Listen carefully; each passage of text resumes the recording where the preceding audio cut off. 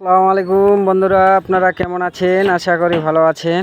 আজকে আবারও সেই ছাদের ভিডিও নিয়ে চলে আসলাম। আমাদের খুব জোরদার দিয়ে ছাদে রোড বাঁধানোর কাজ চলছে। আজকে আমাদের পুরো ছাদটিকে রোড বেঁধে কমপ্লিট করতে হবে। আর কালকে আমাদের ঢালের ডেট করানো আছে। দেখতে পাচ্ছেন এই পাশে আমাদের ইলেকট্রিক মিস্ত্রি, ওনারাও কাজ করতেছে আর আমাদেরও কাজ খুব জোরদার দিয়ে চলতেছে। এই যে প্রহ্লাদ ভাই, আজকে কেমন কি খবর বলো তো? কোনাকুনি হয়ে যাবে, কালকে ঢালা দিতে হবে। আর তার মাঝে হলো রোদ্দুর, প্রচুর তাপ, তাই কি না? এই রোদ্দুরের মধ্যে কাজ করা বুঝতেই পারছেন বন্ধুরা আমাদের কতখানি কষ্টের। এইদিকে আমাদের শুধু টপের রোডগুলো লাগানো বাকি রয়েছে, সেখানে কাটানো হচ্ছে। আর এই পাশে আমাদের ইলেকট্রিকের কাজ চলছে।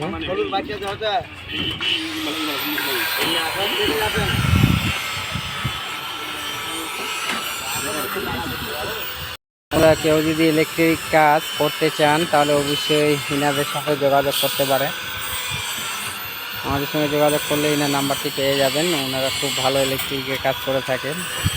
তার পাশাপাশি একটি কথা বলি, কেউ যদি বাড়ি ঘরের কাজ করতে চান অবশ্যই আমাদের সঙ্গে যোগাযোগ করেন। বিভিন্ন এলাকায় গিয়ে আমরা কাজ করে থাকি।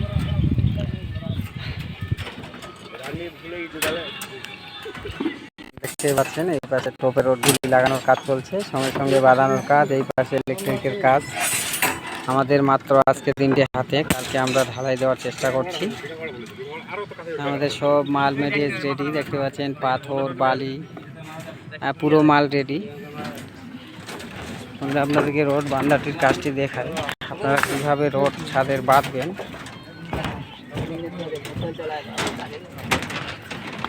ছাদের রোড বাঁধানোর অ্যাকচুয়ালি নিয়ম হলো তিনটি নিয়মেরই রোড বাঁধে আমাদের এই পাশে।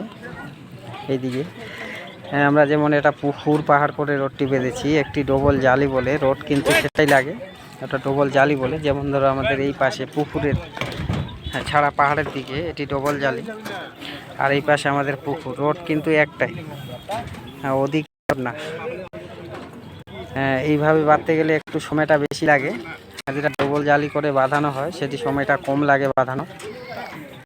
আর যেহেতু সময় কম বেশির ব্যাপার একটা আছে, তাহলে আপনাদেরকে বুঝিয়ে নিতে হবে যে অ্যাকচুয়ালি রোডটি বাঁধানো ভালো। তার থেকেও একটি ভালো ছাদ বাঁধানো রয়েছে, সেটি হলো কাটা ছাদ।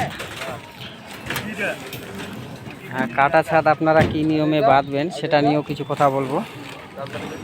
কাটা ছাদ করতে হলে যেমন ধরো এই রুমটি দেখতে পাচ্ছেন, এই রুমটি শুধু বাঁধানো হবে। আর বিমের এই পাশ থেকে 6 ইঞ্চি থেকে 1 ফিট রডটিকে বের করতে হবে। এই পাশে রুমের রডটিকে এই পাশে 1 ফিট বিমের পারে বের করতে হবে। যখন এই রুমটি আবার বাঁধা শুরু করবে, তখন এই পাশ থেকে এই বিমের এই পাশ পর্যন্ত 1 ফিট করে রডটি বাড়তি হয়ে আসবে।